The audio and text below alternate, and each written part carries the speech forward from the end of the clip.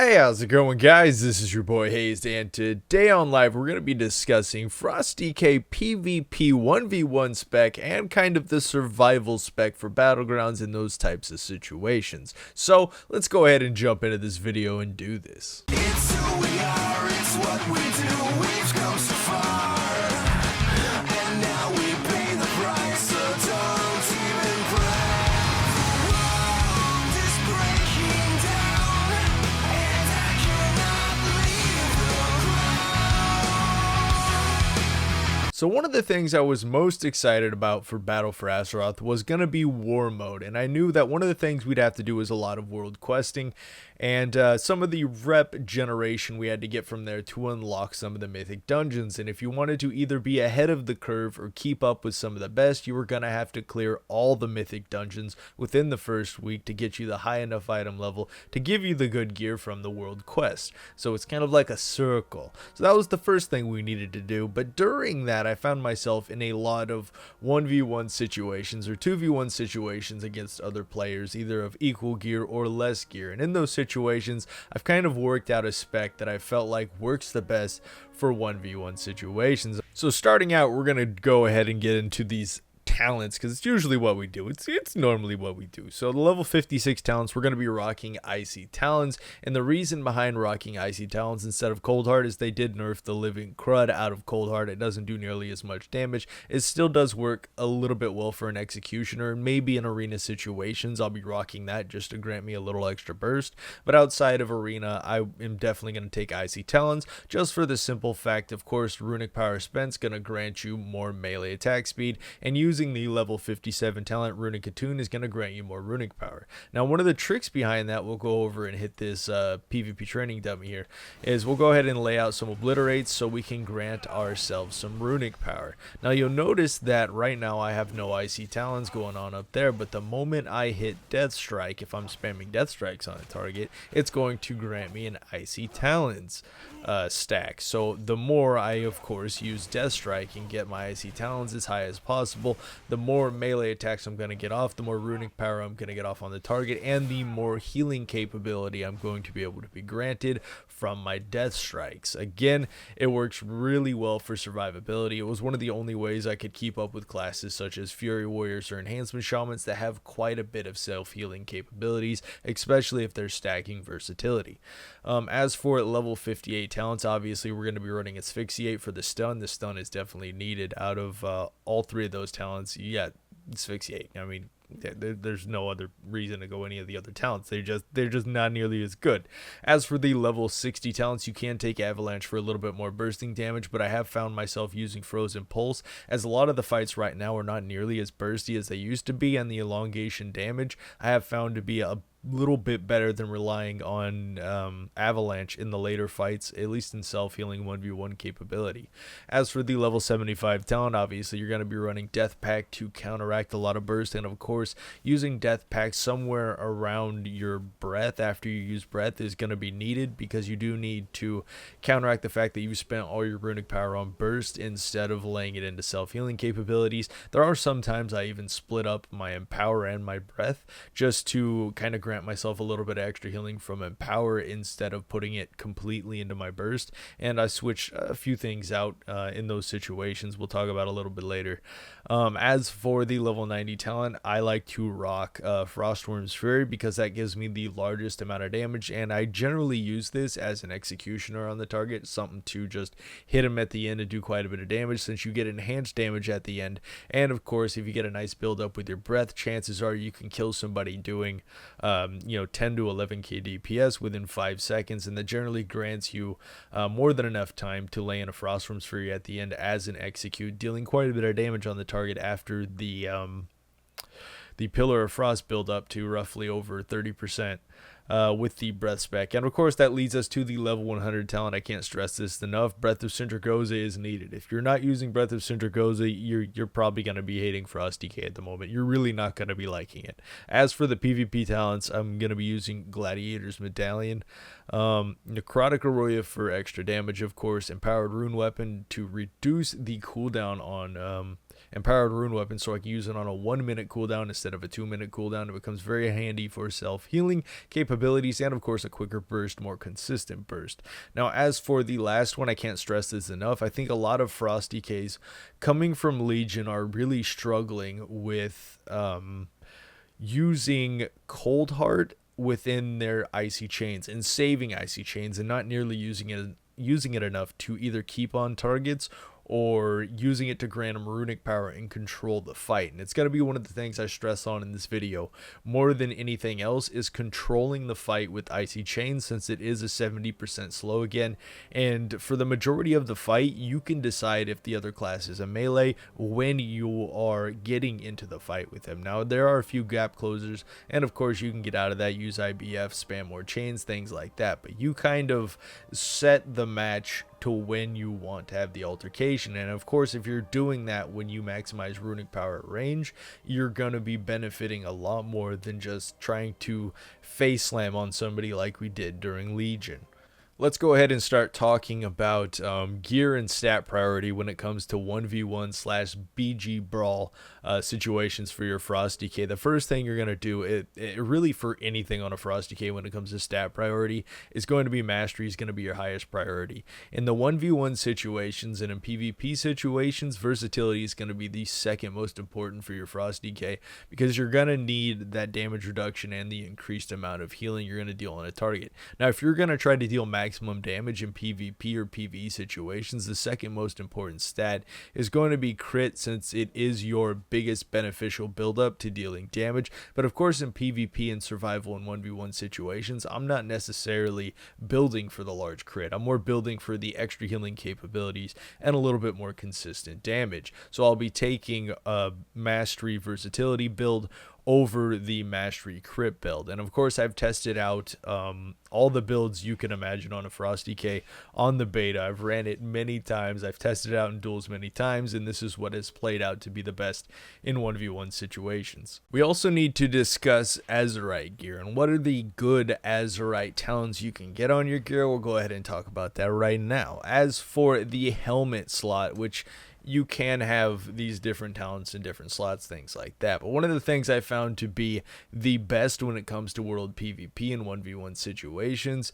is the Razan's Fury. Now, this ability applies a dot on the target, a bleed dot for 12 seconds. Yes, a Frost DK with a bleed dot. Think about that for a second.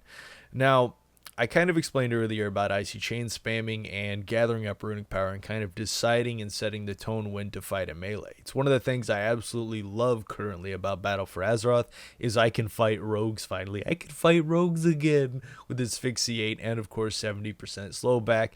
We can break through opener with trinkets, spam icy chains, get range, hit them with Howling Blast, and of course our icy chains at range to keep them at range. And whether or not they use cloak or they use a trinket, whether they use one of those, I mean, they've basically given me the match at that point. That is what I love about Battle for Azeroth. Anyways, so this ability right here alone is going to give you a chance with your icy chains or your Howling Blast at range to put a dot on your target. Now, the nice thing about dots is if they use cloak, obviously it doesn't go away. If they vanish, the bleed dot doesn't go away. It makes it so you're going to keep that rogue in combat. And of course, if that bleed dot takes them out of their re-stealth, that's just another favor to put on you that you're going to win this 1v1 or that fighting situation, which comes in real handy, of course, against feral druids, since they will try to LOS and re-stealth. So it's going to be one of the things that's very important for taking on something like that that's just going to reopen over and over and over again. That right there, along with our dots, is going to be very useful for keeping them in combat and out of stealth.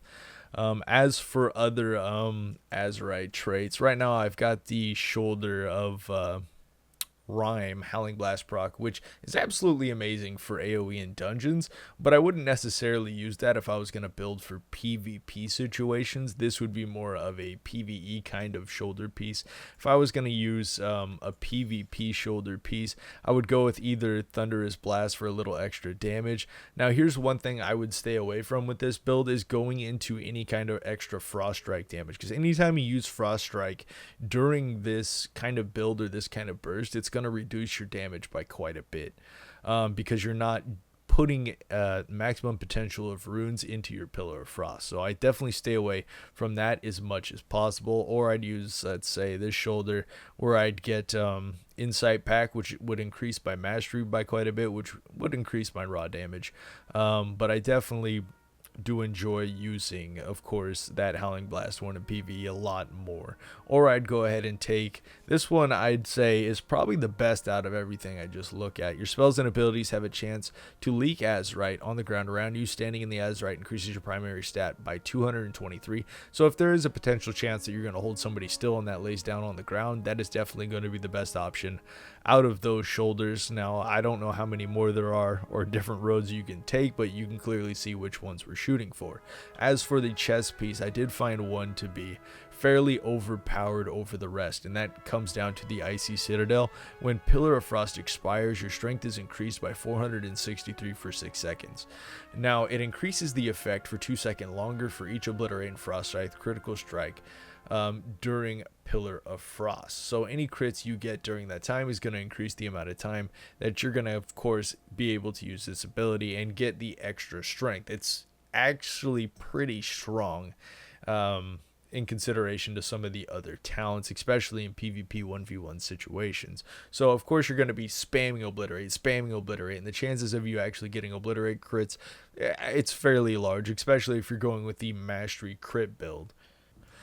Let's go ahead and talk about rotation and playstyle in 1v1 situations, both Battlegrounds and World PvP, because it can change very differently based upon what kind of class you're going up against, whether it's a hunter standing right over here or let's say a warrior. So with a warrior, you'll probably see the warrior, he's either going to be up in your face because he got the opening charge on you, or you're going to see him at range and you're going to put icy chains on him until it roots him, and then you're going to hit your Howling Blast. So let's say he's at range. What you're going to do on the target is hit him with your, of course, double chains to grant you death chill, and at that point we're going to use Howling Blast instead. And of course he's going to start moving after a little bit. He's going to charge you, he's going to use something like that. Make sure you're jumping when you do this and spam icy chains at the target to keep him away, and you're going to whittle down that warrior to the point to where he's going to use, of course, another gap closer. And the moment that you're capped on runic power is the moment that you're going to go full aggressive on the target, blow your complete cooldowns, of course, Remorseless Winter, IBF,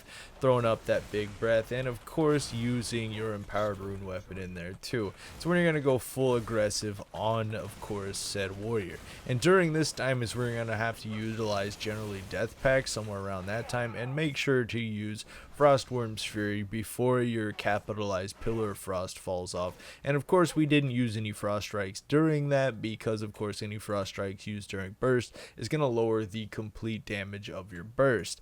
So that warrior, or basically any class that's going to get caught in that, is going to be in a world of trouble. Any class that you can catch with 100 runic power and controlled mobility is going to be in a world of hurt. The Paladin's going to have to bubble, the Hunter's going to have to use Turtle Shell. It's just going to be, they're going to want to get away from that. But let's say it's a warrior or a rogue or something like that that's trying to run at you and you need to kite or have kiting capabilities, that's going to be how you do it. Now the same thing goes for a rogue. Let's say the rogue opens up on you. Chances are the majority of the time you're going to be hit with a cheap shot and or a garrote. Doesn't really matter which, and in which cases when I use my trinket and I boom opening trinket it, and the first thing I do is hit him with Chains of Ice. I root him in place and of course put my dot on him so they can't reinvis. Now the one thing about this, of course, is the majority of rogues are going to Cloak of Shadows and reinvis. Well, that's good. You've already forced a reopener and you haven't taken any damage because of the speed that you trinketed and spammed your Chains of Ice. He only got off his opener stun and maybe one attack within 2 global cooldowns, because that's how quick you got to be getting away if you want to win those stealth opener 1v1s, is you really got to be quick on the trinkets and then getting away. Otherwise, if they grant too many combo points for too much damage as a rogue, or in terms of a feral druid, if you grant them too many combo points, it's going to give them, of course, more dot damage to deal to you. Even if you do run away, you're going to be kind of in trouble. And of course, the more dot damage they have, the more healing capabilities they're going to have later on.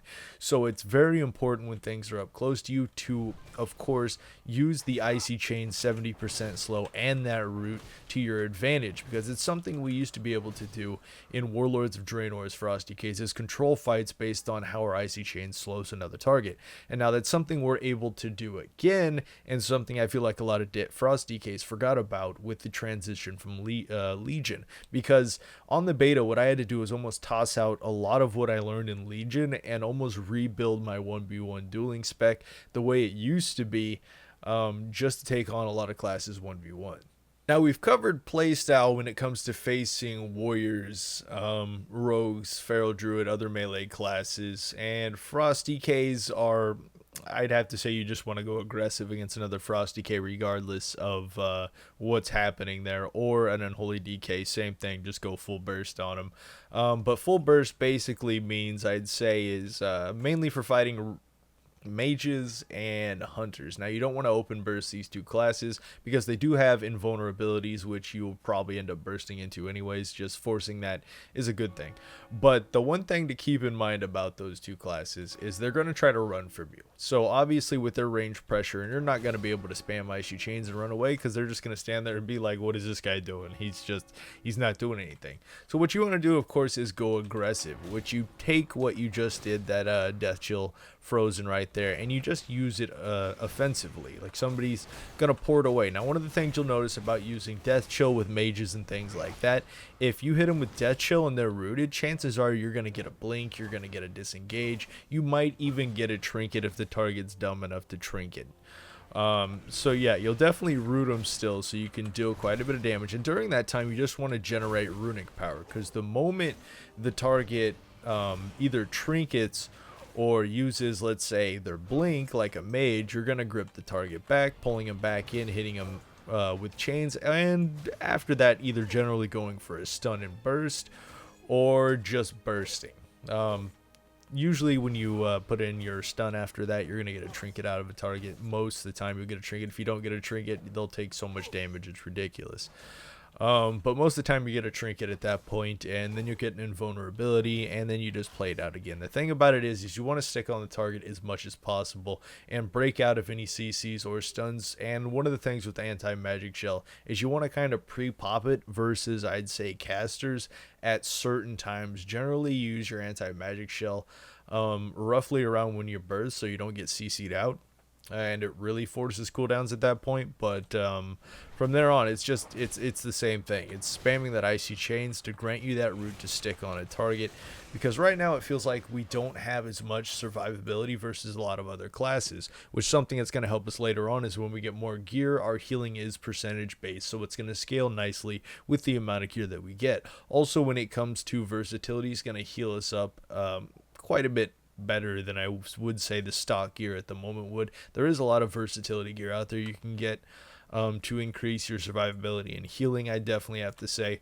But all in all, Frost DKs are, I wouldn't say they're in a terrible spot, but I wouldn't say they're in a great spot either. Our damage is pretty powerful, and our self-survivability is, I'd say it's a little bit weaker than a lot of other classes, and we do have to make up for that by using, of course, our slows like I'm showing right now, and I'd say our really strong burst to kind of make up for it. And you really got to decide when to time that correctly, because of course if they get out of that or something like that, it's going to be really bad.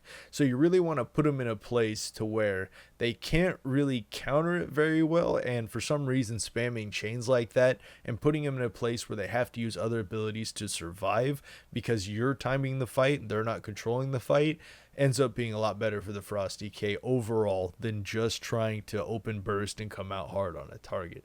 So I wanted to kind of make an update video on 1v1, how to PvP, things like that. Now I did kind of talk about Frost DK rotation and burst. Now I did talk about rotation and things like that. What I'm going to do is put a couple links down in the comments below for a PvE video I made a little while back for overall rotation. It's fairly simple. And of course I'm going to put the macro guide for simple breath macros down below, and that video will also explain how to go ahead and lay out a very powerful breath burst and maximize damage on the target. But that's going to be it for this 1v1 video, guys. I wanted to kind of give you a rundown of what's going on there and what build I'm going about to actually fight really well in world PvP, and of course take on quite a bit of other classes. So I hope you guys enjoyed this video. Leave a like if you did. Until next time, this was your boy Hazed.